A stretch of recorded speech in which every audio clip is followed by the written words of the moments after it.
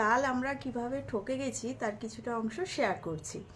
তো কাল সকালে এই 8:30-9টার মতো হবে, আমার হাজব্যান্ড বাজারে গেছিলো। তো রাস্তায় আসার পথে এক গোয়ালে আমার হাজব্যান্ডকে ধরেছে যে আমার কাছ থেকে দুধ নিন, কেননা ওই তিলোত্তমার জন্য যে দুদিন আগে আন্দোলন হয়েছিল তার জন্য নাকি এখান থেকে গাড়িটা যায়নি, তাই ওর দুধটা বিক্রি হয়নি। তো ও বলে আমার 1 কেজি দুধের দাম হচ্ছে 50 টাকা, তো দুধ নিন। তারপর ও ওই গল্প করতে করতে আমার বাড়ি চলে আসে। তো তারপর আমার হাজব্যান্ড আমাকে এসে বলে, হ্যাঁ দুধ 50 টাকা করে কেজি বলছে, তো তাহলে নিয়ে নেব।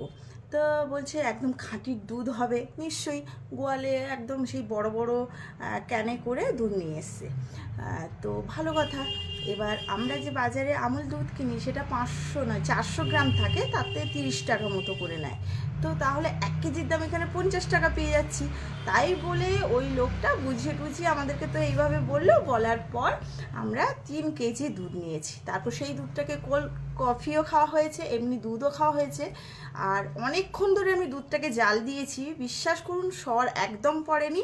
তারপর আমার হাজব্যান্ড বলে তাহলে দই করো।